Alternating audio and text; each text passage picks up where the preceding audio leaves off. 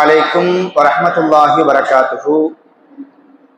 إن الحمد لله نحمده ونستعينه ونستغفره ونعوذ بالله من شرور أنفسنا ومن سيئات أعمالنا. من يهده الله فلا مضل له ومن يضلل فلا هادي له. وأشهد أن لا إله إلا الله وحده لا شريك له وأشهد أن محمدا عبده ورسوله أما بعد. فأعوذ بالله من الشيطان الرجيم. بسم الله الرحمن الرحيم. يا أيها الذين آمنوا اتقوا الله حق تقاته ولا تموتن إلا وأنتم مسلمون. அளவற்ற அருளாளனும் நிகரற்ற அன்புடையவனுமாகிய அல்லாஹ்வின் திருப்பெயர் போற்றி புகழ்ந்து ஆரம்பம் செய்கின்றேன். அந்த ஏக இறைவனின் சாந்தியும் சமாதானமும்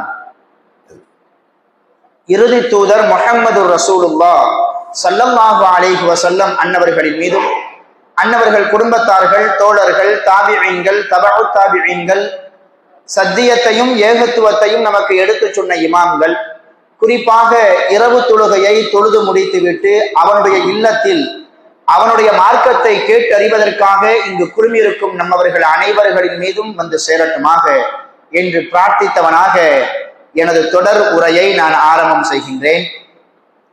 அன்பிற்கினிய அருமையான பெருமக்களே, நேற்றைய தினம், அதற்கு முந்தைய தினம், இந்த 2 நாட்களிலும் இந்த உலகத்தில் வாழக்கூடிய எந்த மனிதரும் எந்த மனிதரை பார்த்தும் அறுதியிட்டு உறுதியிட்டு இவர் சொர்க்கவாதிதான் என்று சொல்வதற்கு எந்த ஒரு முகாந்திரமும் கிடையாது மார்க்கத்தின் அடிப்படையில் என்கிற தலைப்பின் கீழ் ஒரு சில தகவல்களை, நபிமொழிகளை நாம் பார்த்தோம். இன்றைக்கு நம்ம என்ன பார்க்க போறோம்னா, குறிப்பிட்ட சில மனிதர்களை இவர் சொர்க்கவாதிதான் என்று உறுதியாக நாம் சொல்லலாம். அது எந்த அடிப்படையில் என்றால், அல்லாஹ் குர்ஆனில் சொல்லியிருப்பான் இவர்கள் சொர்க்கவாதி, அல்லது நபிகள் நாயகம் ஸல்லல்லாஹு அலைஹி வஸல்லம் அவர்கள் வஹீயின் அடிப்படையில் இவர்கள் சொர்க்கவாதி என்று சில மனிதர்களை குறிப்பிட்டு சொல்லியிருக்கிறாங்க. அவர்களை நாமும் சொர்க்கவாதிதான் என்று உறுதியாக சொல்லலாம். இவங்க உதாரணமாக நம்ம பார்த்தோம் அப்படின்னா, நம்ம கேள்விப்பட்ட ஒரு சம்பவம் தான், அதுதான் தலைப்பும் கூட. சொர்க்கத்தை கொண்டு சுப செய்தி சொல்லப்பட்ட 10 நபித்தோழர்கள் அப்படின்னு நம்ம வரலாற்றில் பார்த்திருப்போம். கேள்விப்பட்டிருக்கீங்களா? அஷரத்துல் முபஷரா, சொர்க்கத்தை கொண்டு சுப செய்தி சொல்லப்பட்ட 10 நபித்தோழர்கள். நிறைய பேர் என்ன நினைச்சு வச்சுக்கிட்டாங்கன்னா, இந்த 10 நபித்தோழர்கள் மட்டும்தான் ரசூல் ஸல்லல்லாஹு அலைஹி வஸல்லம் அவர்களால் சொர்க்கத்தை கொண்டு முன்னறிவிப்பு செய்யப்பட்டவங்க அப்படின்னு நினைச்சு வச்சிருக்கிறாங்க. அப்படி கிடையாது. வேற வேற சந்தர்ப்பங்கள்ல வேற வேற நபித்தோழர்களையும் குறித்து ரசூலுல்லாஹ் வந்து என்ன செஞ்சிருக்கிறாங்கன்னா, இவங்க சொர்க்கத்தை கொண்டு, இவங்களுக்கு சொர்க்கம் இருக்குது, இவங்க சொர்க்கவாதி அப்படின்னு சொல்லிட்டு ரசூலுல்லாஹ் சொல்லியிருக்கிறாங்க. இது இல்லாம குர்ஆன்லயும் சில குறிப்பிட்ட மனிதர்களை குறித்து இவர்கள் சொர்க்கவாதி அப்படின்ட்டு அல்லாஹ் சொல்லியிருக்கிறான். அவர்கள் யார் என்பதைத்தான் இன்றைய தொடரில் இருந்து நாம் தொடர்ச்சியாக நாம் பார்க்க போறோம். இப்போ மனிதர்கள்லயே இவர்கள் சொர்க்கவாதி அப்படின்னு நம்ம சொல்றதா இருந்துச்சுன்னா, முதல்ல யார சொல்லலாம்னா, நபிமார்களை சொல்லலாம். நபிமார்கள் எல்லோருமே சொர்க்கவாதி தான். அதுல யாருக்கு எந்த ஒரு மாற்று கருத்துமே கிடையாது. எல்லா நபிமார்களுமே. ஆனா எத்தனை நபிமார்கள் அப்படின்னா தெரியல. நபிமார்களுடைய எண்ணிக்கை எத்தனை அப்படின்னு சொல்லிட்டு தெரியல. ஆனா முஸ்னத் அஹ்மது என்கிற ஒரு கிதாபுல நம்பரோடு சேர்த்து எத்தனை இறை தூதர்கள் அப்படின்ற ஒரு எண்ணிக்கையோடு சேர்த்து ஒரு நபிமொழி ஒண்ணு வருது. ஆனால் அந்த ஹதீஸில் வரக்கூடிய அறிவிப்பாளர்களில் 3வது ஒரு அறிவிப்பாளராக ஒருத்தவங்க இருக்கிறாங்க. அவங்க ஹதீஸை இட்டுக்கட்டி பொய்யாக சொல்லக்கூடியவராக இருக்கக்கூடும் அப்படின்ட்டு ஹதீஸ் துறையில அவங்கள அப்படி பாக்குறாங்க. அவங்க என்ன சொல்றாங்கன்னா, 1,24,000 நபிமார்கள் இறை தூதர்களாக அனுப்பப்பட்டாங்க அப்படின்ற ஒரு செய்தி முஸ்னத் அஹ்மதுல வருது. ஆனா அது பலவீனமான ஒரு செய்தி. அந்த செய்தியை நம்ம நம்ப தேவையில்லை. ஆனா ஆக மொத்தத்துல குர்ஆன் நமக்கு என்ன சொல்லுதுன்னா, இந்த உலகத்துல என்னென்ன மொழிகள் எல்லாம் பேசினாங்களோ எல்லா மொழிகள்லையுமே இறை தூதர்கள் அனுப்பப்பட்டிருக்கிறாங்க. இது நம்பகமான ஒரு செய்தி குர்ஆன்லயே அல்லாஹ் சொல்றான். இந்த இறுதி தூதர் முஹம்மது ரசூலுல்லாஹ் இருக்கிறாங்கல்ல, நம்ம நபி இருக்கிறாங்கல்ல, இந்த சமுதாயம் மட்டும்தான். இதுல எத்தனையோ மொழி பேசக்கூடியவங்க இருக்கிறாங்க. ஆனா இந்த சமுதாயத்துக்கு மட்டும்தான் ஒரே ஒரு இறை தூதர் ரசூல் ஸல்லல்லாஹு அலைஹி வஸல்லம் அவங்க வந்தாங்கல்ல, இவங்களுக்கு பின்னாடி எந்த ஒரு இறை தூதருமே கிடையாது. அவங்கதான் இறுதி நபி. அதுக்கு பின்னாடி ரசூலுல்லாஹ்வுக்கு பின்னாடி தூதர்கள் வருவார்கள், வந்தார்கள், அவங்களுக்கும் ஹலீஃபாக்கள் இருக்கிறாங்க அப்படின்னு சொல்லக்கூடிய ஒரு கூட்டம் இருக்குது. ஹாதியானின்னு சொல்லிட்டு ஒரு கூட்டம் கேள்விப்பட்டிருக்கீங்களா? அஹ்மதியா ஜமாத்துன்னு சொல்லுவாங்க. அப்ப அவங்களுடைய நம்பிக்கை என்னன்னா, ரசூல் ஸல்லல்லாஹு அலைஹி வஸல்லம் அவங்க இறுதி நபி கிடையாது. அவங்களுக்கு பின்னாடியும் இறை தூதர் மிர்சா குலாம் கேள்விப்பட்டிருப்போம்ல, அவங்க ஒரு இறை தூதர். அவங்களுக்கு பின்னாடி ஹலீஃபாக்கள்லாம் உண்டு. இப்பவும் கூட அவங்களுடைய ஹலீஃபாக்கள்லாம் இருக்கிறாங்க என்கிற ஒரு நம்பிக்கையில அப்படி ஒரு கூட்டம் இருக்கிறாங்க. நம்ம அந்த சப்ஜெக்டுக்குள்ள போக வேண்டாம். அப்போ அஹ்லு சுன்னத்துல் ஜமாத்தினுடைய கொள்கை என்ன அப்படின்னா, ரசூல் ஸல்லல்லாஹு அலைஹி வஸல்லம் அவங்க தான் இறுதி தூதர். அவங்களுக்கு பின்னாடி எந்த ஒரு இறை தூதரும் கிடையாது. ரசூலுல்லாஹ்வுக்கு முன்னாடி நிறைய இறை தூதர்கள் வந்திருக்கிறாங்க. எவ்வளவு இறை தூதர்கள் அப்படின்னு நம்பர் குறிப்பிடப்படவில்லை. ஆக மொத்தத்துல எல்லா நபிமார்களும் சொர்க்கவாதி தான். குர்ஆன்ல குறிப்பிட்டு ஒரு 25 நபிமார்களுடைய பெயர் சொல்லப்படுது. யாருக்காச்சும் தெரியுமா? குர்ஆன்ல சொல்லப்படக்கூடிய 25 நபிமார்களுடைய பெயர்கள் யாருக்காச்சும் தெரியுமா? இது நம்பகமானது. இது இல்லாம ஹதீஸ்கள்ல ஒரு சில நபிமார்களுடைய பெயர்கள் கூறப்படுது. குர்ஆன்ல சொல்லப்படக்கூடிய நபிமார்கள் யாரெல்லாம் அப்படின்னு சொல்லி பார்த்தோம் அப்படின்னா, ஆதம் அலைஹிஸ்ஸலாம் 2வது அத்தியாயம் 30வது வசனத்துல ஆதம் நபி ஒரு இறை தூதர் அப்படின்னு சொல்லிட்டு நமக்கு செய்தி இருக்குது. 2வது பாத்தீங்கன்னா நூஹ் அலைஹிஸ்ஸலாம், 3வது இத்ரீஸ் அலைஹிஸ்ஸலாம், 4வது இப்ராஹிம் அலைஹிஸ்ஸலாம், 5வது இஸ்மாயில் அலைஹிஸ்ஸலாம், 6வது இஸ்ஹாக் அலைஹிஸ்ஸலாம், 7வது யாக்கூப் அலைஹிஸ்ஸலாம், 8வது யூசுப் அலைஹிஸ்ஸலாம், 9வது லூத் அலைஹிஸ்ஸலாம், 10வது ஹூத் அலைஹிஸ்ஸலாம், 11வது சாலிஹ் அலைஹிஸ்ஸலாம், 12வது ஷுஐப் அலைஹிஸ்ஸலாம், 13 மூசா அலைஹிஸ்ஸலாம், 14 ஹாரூன் அலைஹிஸ்ஸலாம், 5வது தாவூத் அலைஹிஸ்ஸலாம், 16 சுலைமான் அலைஹிஸ்ஸலாம், 17 ஷுஐப் அலைஹிஸ்ஸலாம், 18 துல் கிஃபில் அலைஹிஸ்ஸலாம், 19 யூனுஸ் அலைஹிஸ்ஸலாம், 20 இல்யாஸ் அலைஹிஸ்ஸலாம், 21 அல் யஸஉ அலைஹிஸ்ஸலாம், 22 ஜக்கரியா அலைஹிஸ்ஸலாம், 23 யஹ்யா அலைஹிஸ்ஸலாம், 24 ஈசா அலைஹிஸ்ஸலாம், 25 முஹம்மது நபி ஸல்லல்லாஹு அலைஹி வஸல்லம். இது எல்லாத்துக்குமே ஆயத்து நம்பர்லாம் இருக்குது. அதெல்லாம் சொன்னா கொஞ்சம் லேட் ஆயிருமேன்னு சொல்லிட்டு பெயர்களை மட்டும் நம்ம சொன்னது.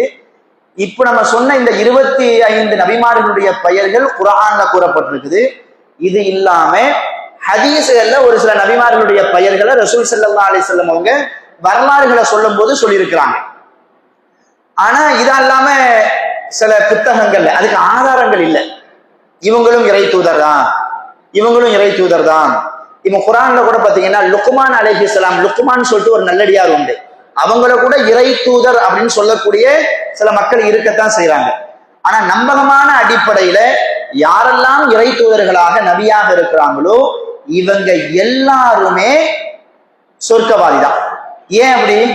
அல்லாஹ் குர்ஆன்ல இவர்களை பத்தி சொல்லும் பொழுது எப்படி சொல்லுவான்னா, இன்னல்லாஹ ஸ்தஃபா, அல்லாஹ் நிச்சயமாக அல்லாஹ் இவர்களை தேர்ந்தெடுத்து விட்டான். சில வாசகங்கள் இருக்குது குர்ஆன்லையும் நபிமொழிகள்லையும். இந்த வாசகத்தை கொண்டு யாரெல்லாம் குறிப்பிடப்படுகிறார்களோ அவர்களெல்லாம் சொர்க்கவாதி தான். இந்த குறிப்பிட்ட சில வாசகங்கள் இருக்குது. அந்த வாசகத்தை கொண்டு அல்லாஹ் சொல்றான், அல்லாஹ்வுடைய ரசூல் சொல்றாங்க அப்படின்னா அவர்கள் எல்லாம் சொர்க்கவாதி. அதெல்லாம் சொர்க்கத்திற்குண்டான அந்த வாசகம் அது. அப்ப அல்லாஹ் அந்த நபிமார்களை பத்தி சொல்லும் பொழுது இன்னல்லாஹ ஸ்தஃபா ஆதம நூஹ் வ ஆல இப்ராஹீம வ ஆல இம்ரான, இப்படி நபிமார்களை அல்லாஹ் உலகத்தார் எல்லாத்தையும் விட இந்த நபிமார்களை அல்லாஹ் தேர்ந்தெடுத்திருக்கிறான் அப்படின்னு சொல்லிட்டு அல்லாஹ் சொல்லுவான். இதெல்லாம் சொர்க்கத்தை கொண்டு அவங்களுக்கு சுப செய்தி சொல்லப்பட்டது. அப்ப இந்த உலகத்திலேயே மனிதர்கள்ல இவர்களெல்லாம் சொர்க்கவாதி தான் அப்படின்னு நம்ம உறுதியா சொல்லணும் அப்படின்னா யார சொல்லலாம்? ஃபர்ஸ்ட் நபிமார்கள். 2வது பாத்தீங்கன்னா குர்ஆன்ல ஒரு சில நல்லடியார்களை பற்றி அல்லாஹ் சொல்லி காமிக்கிறான்.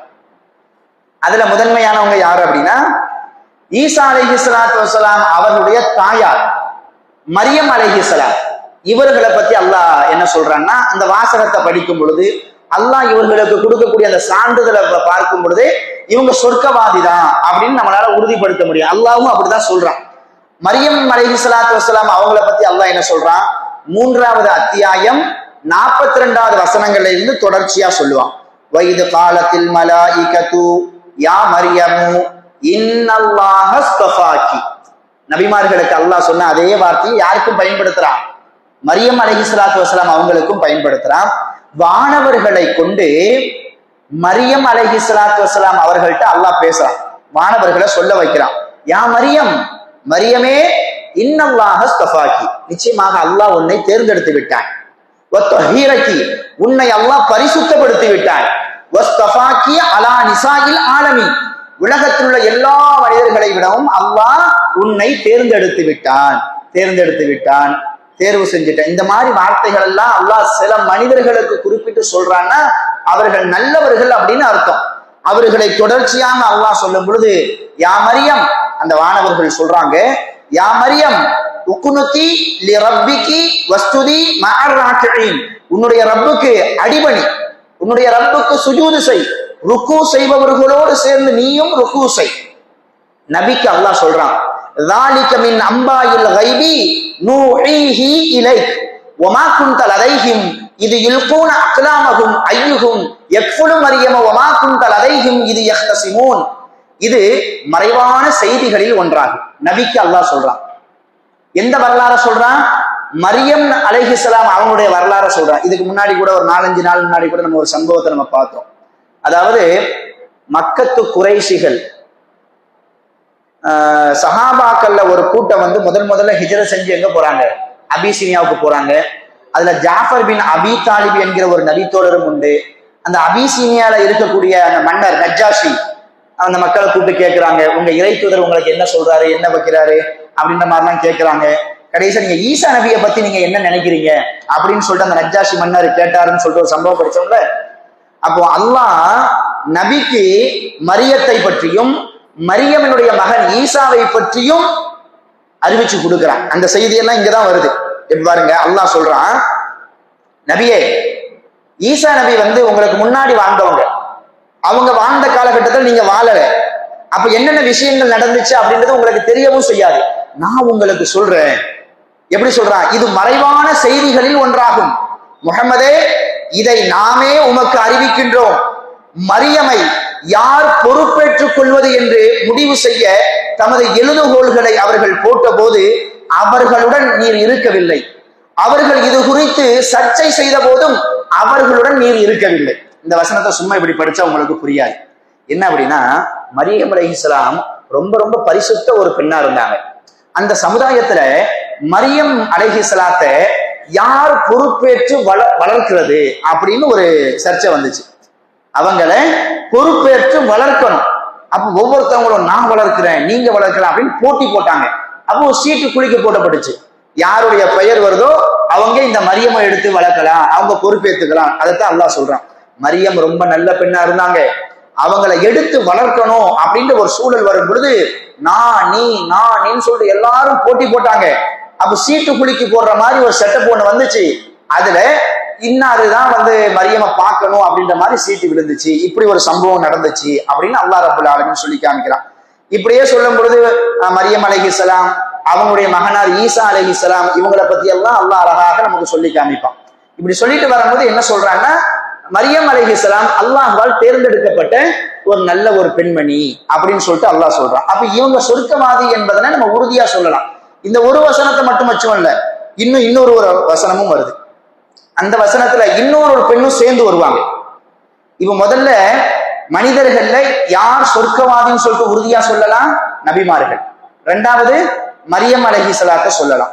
மூன்றாவது நம்ம யாரை பார்க்க போறோம் அப்படின்னா, ஆசியா அப்படின்னு ஒரு பெண்மணி இருந்தாங்க. அவங்க யாரு அப்படின்னா ஃபிரௌனுடைய மனைவி. இவங்களை குறிச்சு கூட அல்லாஹ் ஒரு வசனத்துல சொல்றான். இவங்களையும் மரியமையும் ஒன்னா சேர்த்து சொல்றான். எத்தனாவது அத்தியாயம்?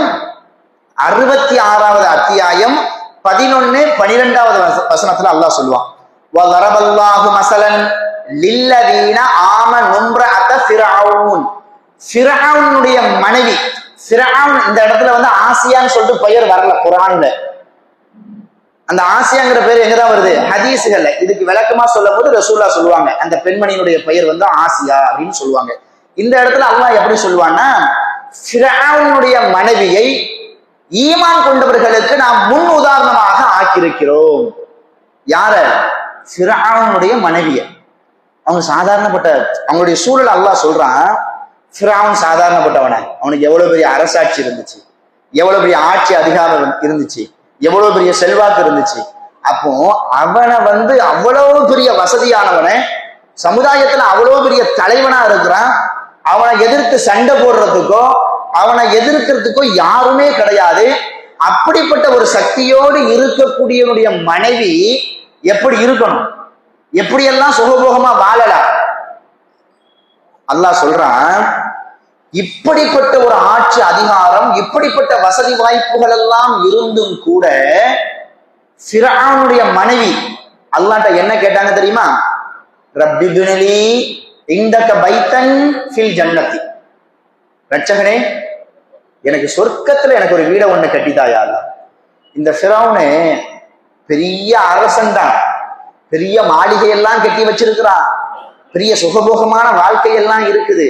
ஆனா அவங்கிட்ட நான் என்கிற அகந்தை இருக்குது. தன்னை ரப்புன்னு சொல்றான். இது எவ்வளவு பெரிய பாவம். நீ தான் யாழ்வா ரப்பு, நீ தான் என்னுடைய ரப்பு அப்படின்னு சொல்லிட்டு ரப்புட்ட சொல்லிட்டு சொல்றாங்க, எனக்கு சொர்க்கத்துல ஒரு மாளிகையை கட்டித்தாயா அப்படின்னு சொல்லி சொல்றாங்க. வனஜ்ஜினி மின் ஃபிர்அவுன வ அமலிஹி. எனக்கு ஃபிர்அவுனுடைய கூட்டத்திலிருந்தும் ஃபிர்அவுனிடமிருந்தும் அவனுடைய அநியாயத்திலிருந்து என்னை பாதுகாக்கிறியா அல்லாஹ். வனஜ்ஜினி மினல் கௌமில் ஸாலிமீன். இன்னும் ஃபிர்அவுனுடைய கூட்டத்தார்கள் இருக்காங்கல்ல, அவங்கள்ட்ட இருந்தும் எனக்கு ஒரு பாதுகாப்பு தாயா அல்லாஹ் அப்படின்னு சொல்லிட்டு துவா செஞ்சாங்க. இது அல்லாஹ்வுக்கு ரொம்ப பிடித்தமான ஒரு வார்த்தையா இருந்ததுனால அல்லாஹ் குர்ஆன்லயே பதிவு செய்யும். இப்புள்ள பெண்மணிகளுக்கெல்லாம் இது ஒரு சிறந்த ஒரு முன் உதாரணம் தானே. இன்னும் சில இடங்கள்ல சொல்லும் பொழுது அல்லாஹ் எப்படி சொல்றான்னா, இந்த உலகத்துல நீங்க ஈமான் கொண்டவர்கள் அப்படின்ட்டு நீங்க அல்லாஹ்வால நீங்க பதியப்படணும் அப்படின்னா நீங்க யார மாதிரி இருக்கணும்?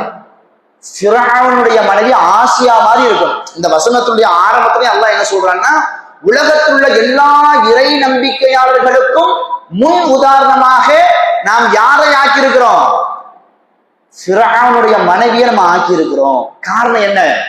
அவ்வளவு வசதிகள் இருந்தும் கூட எனக்கு இந்த துனியாவுடைய வசதி எல்லாம் வேண்டாம், எனக்கு நாளை ஆகிரத்து தான் வேணும், என்னுடைய ரப்பினுடைய திருப்தி தான் வேணும் இப்படின்னு ஒரு சொல்லக்கூடிய பெண்மணியை நம்மளால பார்க்க முடியுமா? இன்னைக்கு நம்ம சமகாலத்தை நம்ம எடுத்துக்கிடுவோமே, கஷ்டப்படுறாங்க, ஒரு கஷ்டப்பட்ட ஒரு ஃபேமிலியா இருப்பாங்க, திருமணம் பண்ணி நல்ல வசதியான ஒரு இடத்துக்கு வந்துருவாங்க. வந்ததுக்கு பின்னாடி அவங்களுடைய செயல்பாடுகளை நம்மளால பார்க்க முடியுது. கடந்த காலத்து வாழ்க்கையெல்லாம் மறந்துடுவாங்க.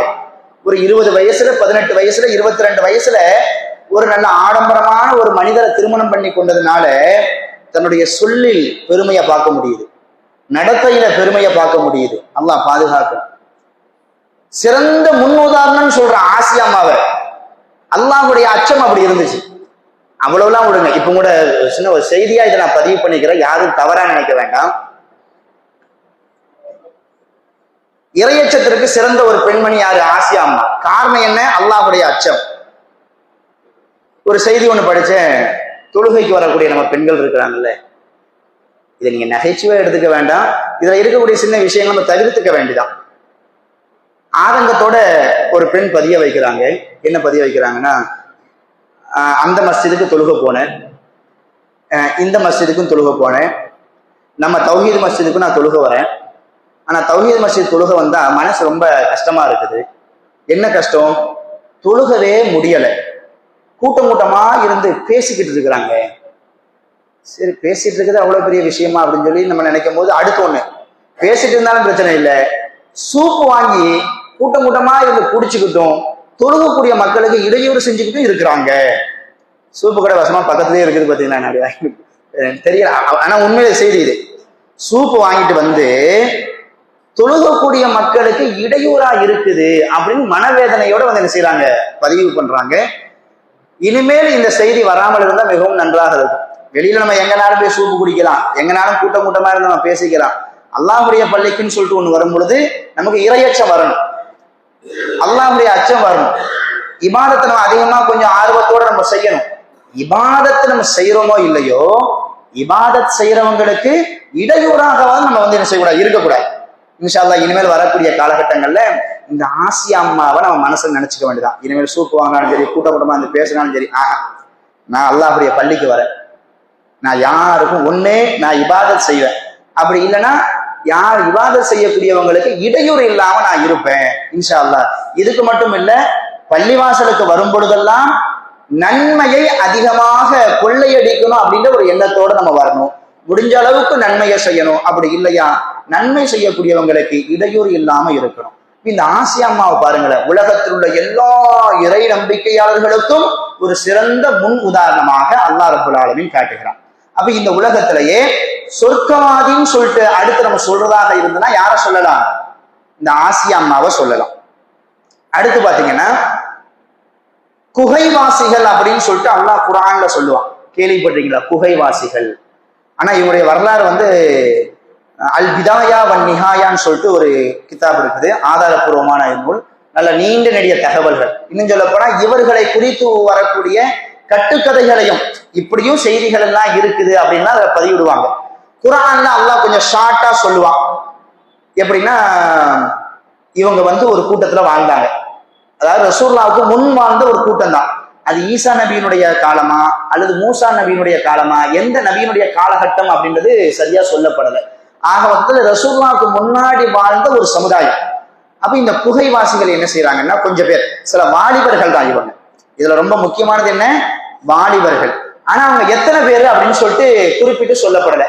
சில பேர் 5ன்னு சொல்றாங்க, 7ன்னு சொல்றாங்க. அல்லாஹ்வே குர்ஆன்ல சொல்லும் பொழுது அந்த எண்ணிக்கை நமக்கு தான் தெரியும் அப்படின்னு அல்லாஹ் ஷார்ட்டா சொல்லி முடிச்சுட்டான். ஆனா ஒரு சிறிய ஒரு கூட்டம், அந்த வாலிபர்கள் ஒரு ஊர்ல வாழ்றாங்க. அந்த ஊர்ல வாழக்கூடிய மக்கள் எல்லாரும் பாத்தீங்கன்னா ரொம்ப பாவமான காரியத்தை செய்யறாங்க. குறிப்பா வணக்க வழிபாடுகள்ல ரொம்ப ஷிர்க் பித்அத்தை என்ன செய்யறாங்க, கடுமையா செய்யறாங்க.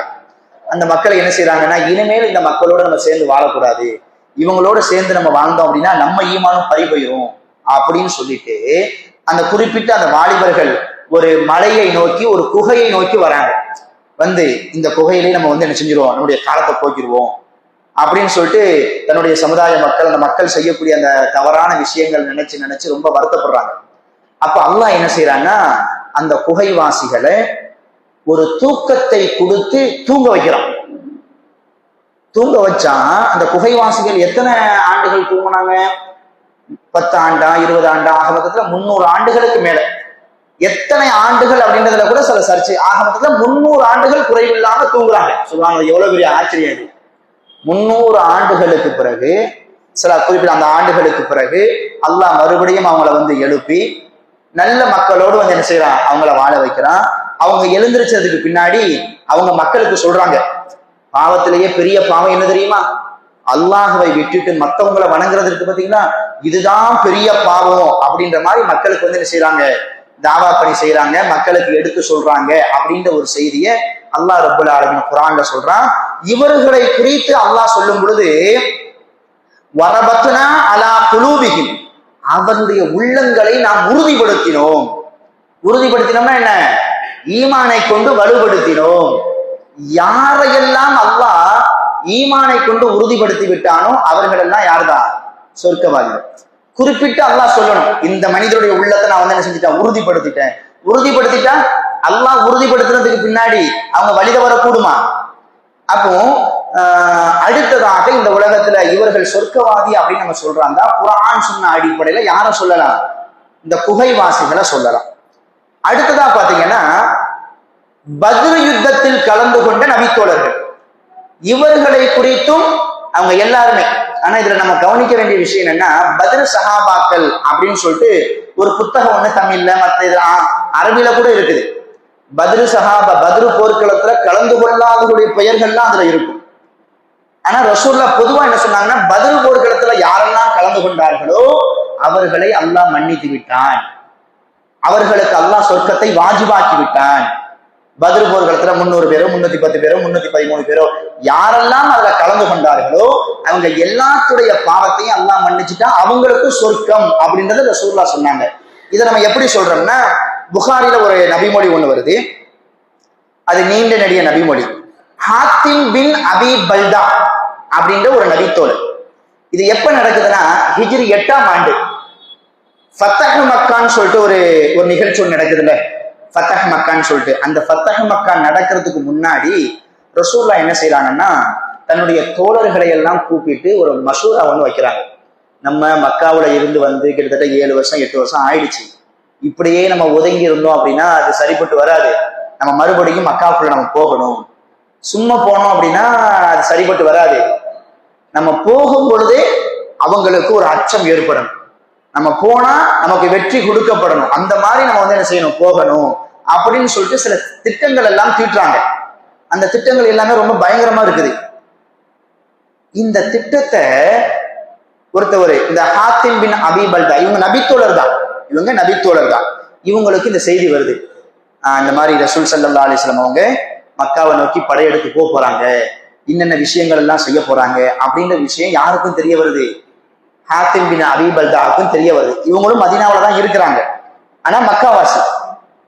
இவர் என்ன செய்யறாருன்னா, இந்த ரசூலுல்லாஹ் ரகசியமா பேசுறாங்கல்ல இந்த போரை குறித்து, எப்படி போகணும், இந்த ரகசியத்தெல்லாம் தெரிஞ்சுக்கிட்டு அதை ஒரு லெட்டரா எழுதி ஒரு பெண்மணிகிட்ட இதை கொண்டு போயிட்டு நேரா மக்கால இருக்கக்கூடிய காஃபிர்கள்ட்ட போய் கொடுத்துரு அப்படின்னு சொல்லிடுறாங்க. அந்த மாதிரி அந்த பெண்மணியும் அந்த லெட்டரை வாங்கிட்டு அப்படியே போறாங்க, எங்க மக்காவை நோக்கி அப்படியே போறாங்க. ரசூல் ஸல்லல்லாஹு அலைஹி வஸல்லம் அவங்களுக்கு இந்த செய்தி கிடைச்சிருது. ரசூல் ஸல்லல்லாஹு அலைஹி வஸல்லம் அவங்க ரொம்ப சாந்தமா தான் இருப்பாங்க, ஆனா அந்த மக்களை பாதுகாக்கக்கூடிய விஷயத்துல ரொம்ப கண்ணுங்கருத்துமா இருப்பாங்க. தன்னுடைய தோழர்கள் தன்னுடைய மக்களை பாதுகாக்கணும் அப்படின்னா 10 கண் வச்சு பார்த்தா எப்படி பார்ப்பாங்க, அந்த மாதிரி ரசூலுல்லாஹ் வந்து என்ன செய்வாங்க, தன்னுடைய மக்களை வந்து பாதுகாப்பாங்க. அப்போ அந்த மாதிரி பாதுகாப்பு நடவடிக்கையில ஈடுபடும் பொழுது இந்த மாதிரி ஹாத்திம் பின் அபி பல்தா ஒரு பெண்மணிகிட்ட இந்த மாதிரி ஒரு செய்தியை ஒண்ணு அனுப்பிச்சு வச்சிருக்கிறாங்க அப்படின்னு செய்தி கேள்விப்பட்ட உடனே அலி ரலியல்லாஹ், ஜுபைர் ரலியல்லாஹ், இந்த 2 பேரையும் வந்து என்ன செய்யறாங்க, கூப்பிடுறாங்க. இன்னும் சில நபி தோழர்களையும், அலி ரலியல்லாஹ், ஜுபைர் இப்னுல் அவ்வாம், இவங்களை கூப்பிட்டு நீங்க கொஞ்சம் தலைமை ஏற்றுப்போங்க, இன்னும் 2-3 பேரை கூட சேர்த்துக்கங்க.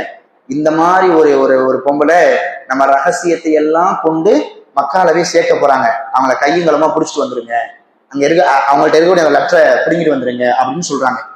இங்க இருந்து ஒரு சின்ன ஒரு படை போகுது, அலி ரலியல்லாஹ் ஜுபைர் இவங்கெல்லாம் போறாங்க. போய் ரசூலுல்லாஹ் சொன்ன இடத்துக்கு போறாங்க. அதே மாதிரி அந்த பொம்பளை ஒட்டகத்துல போயிட்டு இருக்கிறாங்க.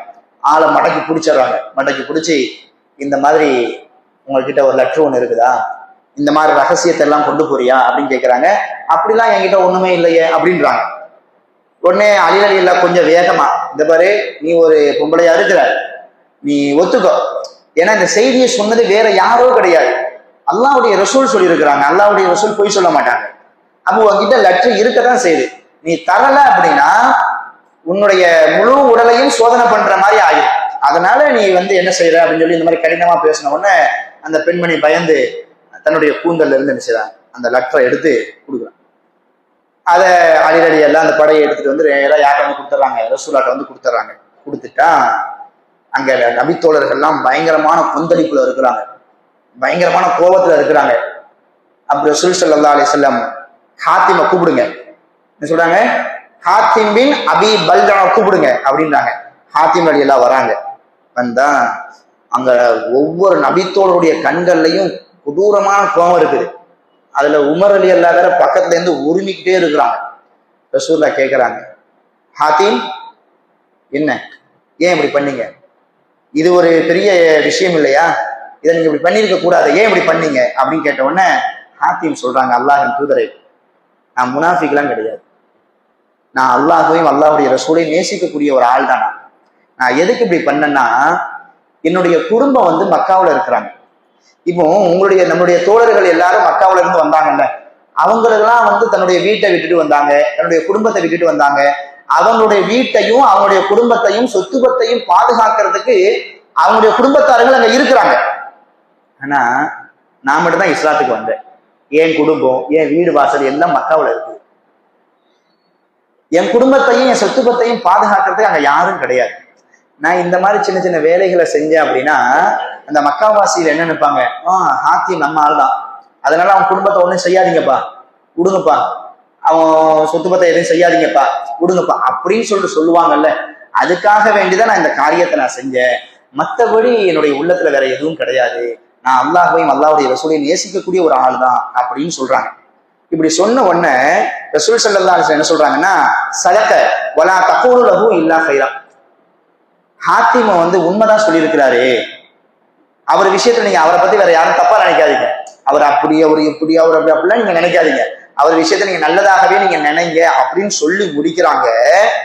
ஃபகால உமர் இன்னஹு கத் கான அல்லாஹ் வ ரசூலஹு வல் முஃமினூன். வாளை உருவிக்கிட்டு இந்த ஹாத்திமு அல்லாஹ்வுக்கும் அல்லாஹ்வுடைய ரசூலுக்கும் இறை நம்பிக்கையாளர்களுக்கும் மோசடி செஞ்சிட்டாரு.